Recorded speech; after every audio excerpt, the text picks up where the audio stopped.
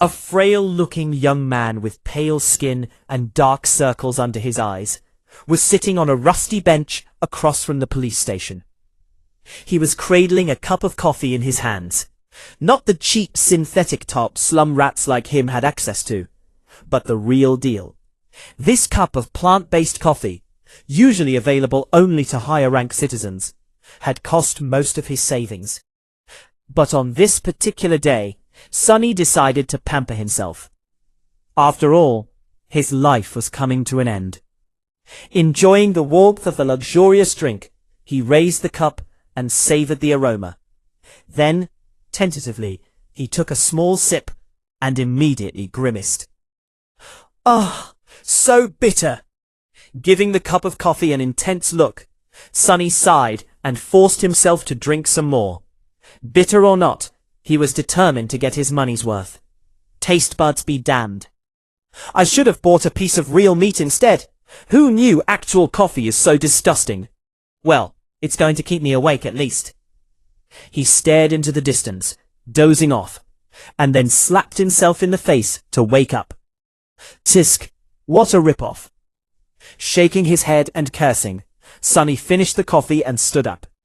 Rich people living in this part of the city were rushing past the small park on their way to work, staring at him with strange expressions. Looking haggard in his cheap clothes, and from the lack of sleep, unhealthily thin and pale, Sonny was indeed out of his place here. Also, everyone seemed so tall. Watching them with a bit of envy, he tossed the cup into a garbage bin. I guess that's what 3 full meals a day would do to you. The cup missed the bin by a wide margin and fell on the ground.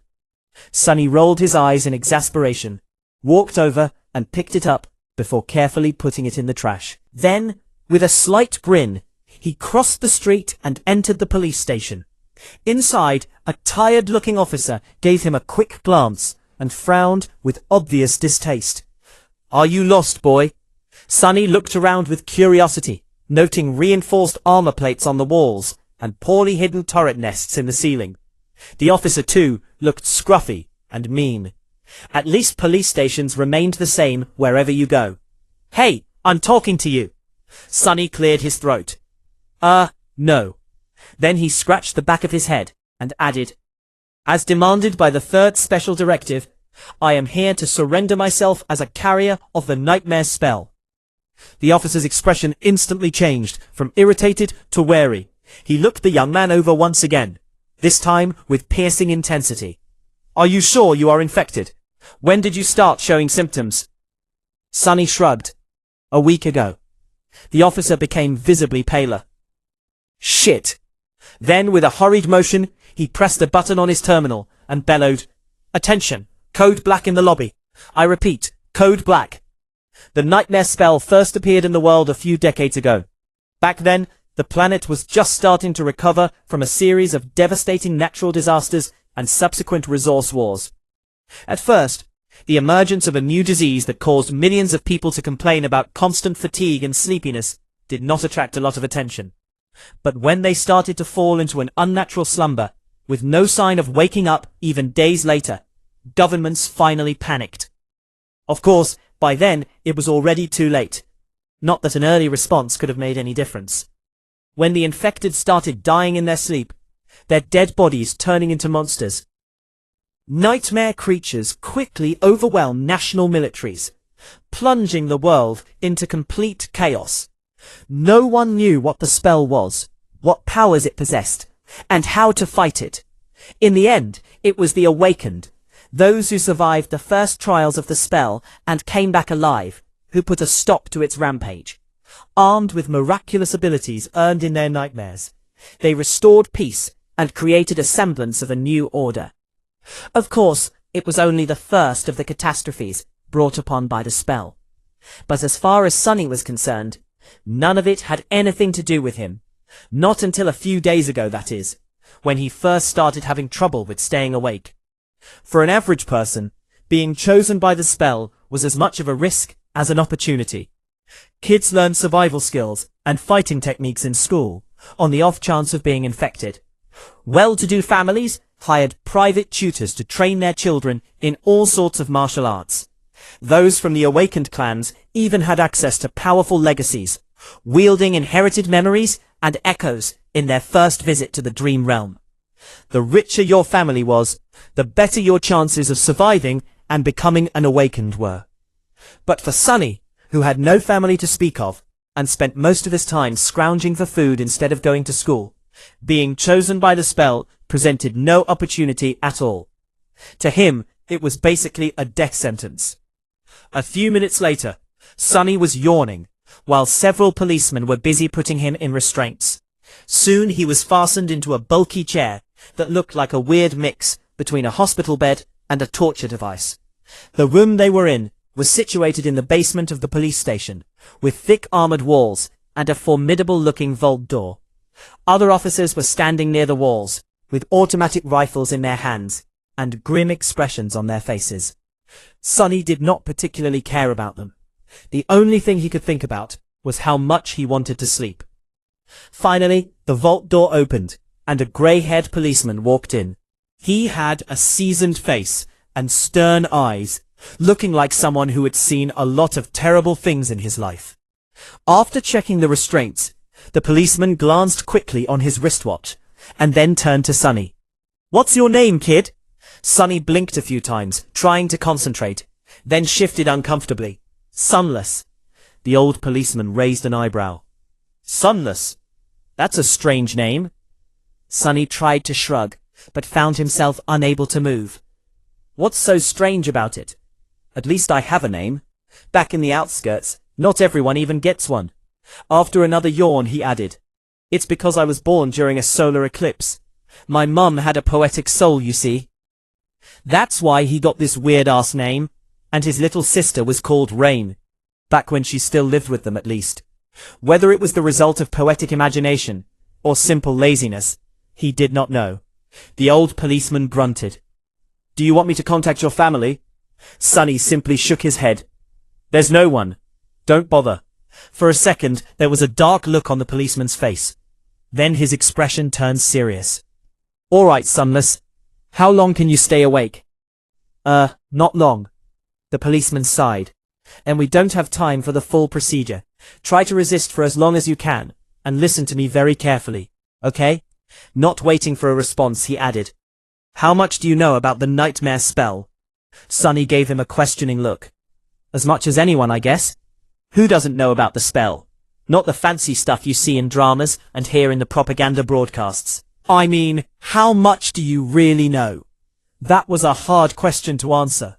Don't I just go into the dream realm, kill a few monsters to complete the first nightmare, receive magic powers, and become an awakened? The old policeman shook his head. "Listen carefully. Once you fall asleep, you will be transported inside your first nightmare. Nightmares are trials created by the spell. Once inside, you will meet monsters, sure, but you will also meet people. Remember, they are not real. They're just illusions conjured up to test you." "How do you know?" The policeman just stared at him. "I mean, no one understands what the spell is and how it works, right? So how do you know that they're not real?" "You might have to kill them, kid. So do yourself a favor and just think about them as illusions." "Oh." The old policeman waited for a second, then nodded and continued. "A lot of things about the first nightmare depend on luck. Generally, it shouldn't be overwhelmingly hard. The situation you're in, the tools you have at your disposal, and the creatures you have to defeat should be within the range of your abilities at least. After all, the spell sets up trials, not executions. You're a bit disadvantaged due to, well, your circumstances. But kids from the outskirts are tough. Don't give up on yourself just yet." Sunny was getting more and more sleepy. It was becoming hard to follow the conversation. "About those magic powers you mentioned, you will indeed receive them if you survive until the end of the nightmare. What those powers will be exactly depends on your natural affinity as well as what you do during the trial. But some of it will be at your disposal right from the start." The voice of the old policeman sounded more and more distant. Sunny's eyelids were so heavy that he was struggling to keep his eyes open. "Remember, the first thing you must do once inside the nightmare is to check your attributes and your aspect. If you get a combat-oriented aspect, something like a swordsman or an archer, things will be easier. If it is reinforced by a physical attribute, then that's even better. Combat aspects are the most common, so the probability of receiving one is high. The armored room was growing dimmer. If you're unlucky and your aspect has nothing to do with combat, don't despair. Sorcery and utility aspects are useful in their own ways. You'll just have to be smart about it. There are really no useless aspects. Well, almost. So just do anything in your power to survive. If you survive, you will be halfway to becoming an awakened. But if you die, you'll open a gate for a nightmare creature to appear in the real world. Which means that my colleagues and I will have to deal with it. So, please don't die, Sunless. Already half asleep, Sunny felt a bit touched by the policeman's words. Or at least, try to not die right away. The nearest awakened won't be able to get here for a few hours, so we would really appreciate it if you don't make us fight that thing ourselves. What? With that last thought, Sunny finally slipped into a deep slumber. Everything became black. And then, in the darkness, a faintly familiar voice rang. Aspirant, welcome to the Nightmare Spell. Chapter 2. Sunny dreamt of a mountain. Jagged and lonesome, it dwarfed other peaks of the mountain chain, cutting the night sky with its sharp edges. A radiant moon bathed its slopes in the ghostly pale light. On one of the slopes, the remnants of an old road stubbornly clung to the rocks. Here and there, weathered paved stones could be seen through the snow. To the right side of the road, a sheer cliff face rose as an impregnable wall. To the left, a silent black sea of nothingness indicated an endless fall. Strong winds crashed into the mountain, over and over again, screaming in powerless rage. Suddenly, the moon fell over the horizon. The sun rose from the west, streaked across the sky, and disappeared in the east. Snowflakes jumped from the ground and returned into the embrace of clouds. Sunny realized that he was seeing the flow of time in reverse. In an instant, hundreds of years flew by. The snow retreated, bearing the old road. Cold shivers ran down Sunny's back as he noticed human bones littering the ground. A moment later, the bones were gone, and in their place, a slave caravan appeared, moving backwards down the mountain in the clamor of chains. Time slowed, stopped, and then resumed its usual pace. Aspirant, welcome to the Nightmare Spell. Prepare for your first trial. What the hell is this? Step, another step. A dull ache was radiating through Sunny's bleeding feet as he was shivering from cold. His threadbare tunic was nearly useless against the biting wind. His wrists were the main source of agony. Badly hurt by the iron shackles, they sent a sharp pang of pain every time the freezing metal touched his broken skin. What kind of a situation is this? Sunny looked up and down, noticing a long chain winding up the road, with dozens and dozens of hollow-eyed people, slaves just like him, shackled to it at small intervals. Ahead of him, a man with broad shoulders and a bloodied back was walking with a measured gait. Behind him, a shifty-looking guy with quick, desperate eyes was quietly cursing under his breath, in a language that Sunny did not know, but somehow still understood. From time to time, armed horsemen in ancient-style armor would pass by, giving the slaves menacing looks. However you judged it, things were really bad. Sunny was more bewildered than panicked. True, these circumstances were not like what the first nightmares were supposed to be. Usually, freshly chosen aspirants would find themselves in a scenario that presented them with a fair amount of agency. They would become members of privileged or warrior castes, with plenty of access to necessary weapons to at least try to tackle any conflict. Starting out as a powerless slave, shackled and already half dead, was as far from being ideal as one could imagine. However, the spell was as much about challenge as it was about balance. As the old policeman said, it created trials, not executions. So Sunny was pretty sure that, to counter this abysmal start, it would reward him with something good. A powerful aspect, at least. Let's see, how do I do this? Remembering popular webtoons he read as a child, Sunny concentrated and thought about words like status, myself, and information. Indeed, as soon as he focused, shimmering runes appeared in the air in front of him. Once again, although he did not know this ancient alphabet, the meaning behind it was somehow clear. He quickly found the rune describing his aspect, and finally, lost his composure. What the actual fuck? Name, sunless. True name, aspirant. Soul core, dormant. Memories, dormant. Echoes. Attributes, fated. Mark of divinity, child of shadows. Aspect, temple slave. Aspect description. Slave is a useless wretch with no skills or abilities worth a mention. A temple slave is just the same, except much rarer. Speechless, Sonny stared at the runes, trying to convince himself that he was maybe just seeing things. Surely, he couldn't be that unlucky, right? No useless aspects, my ass. As soon as this thought appeared in his mind, he lost the rhythm of his steps and stumbled, pulling the chain down with his weight. Immediately, the shifty guy behind him screamed, "Whore's bastard, watch where you're going." Sonny hurriedly dismissed the runes, which were only visible to him, and tried to recover his balance. A moment later, he was once again walking steadily. However, not before inadvertently pulling on the chain one more time.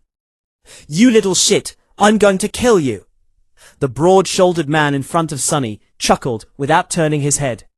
"Why bother? The weakling will be dead by sunrise anyway. The mountain will kill him." A few seconds later, he added, "It'll kill you and me too, just a bit later. I really don't know what the Imperials are thinking, forcing us into this cold." The shifty guy gasped. "Speak for yourself, fool. I'm planning to survive." Sonny silently shook his head, and concentrated on not falling again. What a charming pair. Suddenly, a third voice joined the conversation from somewhere further back. This one sounded gentle and intelligent.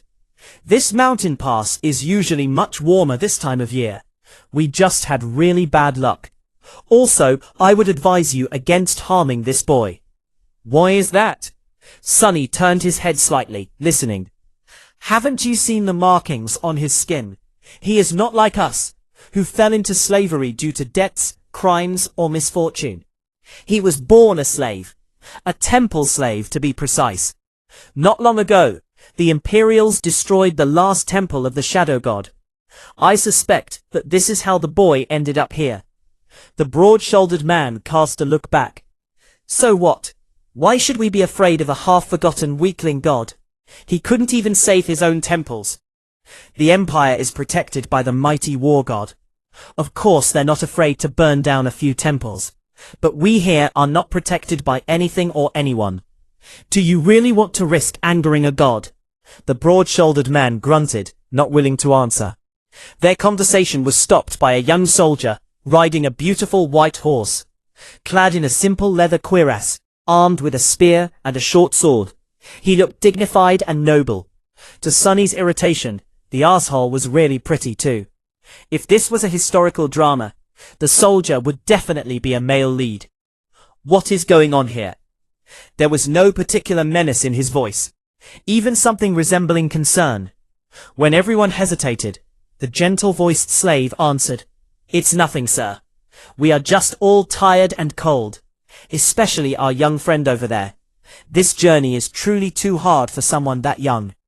The soldier looked at Sonny with pity. "What are you looking at? You're not much older than me," Sonny thought. Of course, he didn't say anything out loud. The soldier sighed and took a flask from his belt before extending it to Sonny. "Bear with it a little more, child. We will stop for the night soon. For now, here, drink some water." "Child? Child?" Due to his thin body and small stature, both caused by malnourishment, Sonny was often mistaken for someone younger. Usually, he didn't hesitate to use it to his advantage, but now, for some reason, being called a child really irked him. Still, he was really thirsty.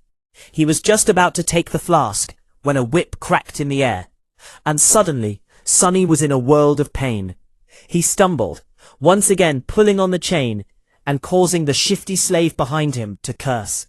Another soldier, this one older and angrier, stopped his horse a few steps back, The whip that sliced the back of Sonny's tunic open and drew blood belonged to him. Without even glancing at the slaves, the older soldier pierced his younger colleague with a disdainful glare. "What do you think you're doing?" The young soldier's face darkened. "I was just giving this boy some water. He'll receive water with the rest of them once we camp." "But, shut your mouth. These slaves are not your friends, understood? They're not even people.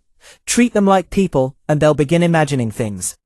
The young soldier looked at Sonny, then lowered his head and put the flask back on his belt. "Don't let me catch you making friends with slaves again, newbie. Or next time it will be your back tasting my whip." As if to illustrate his intention, the older soldier cracked his whip in the air and rode past them, radiating threat and anger. Sonny watched him go with well-concealed malice. "I don't know how, but I will watch you die first." Then he turned his head and glanced in the direction of the younger soldier, who was falling behind with his head still lowered. "And you, second. Like and subscribe."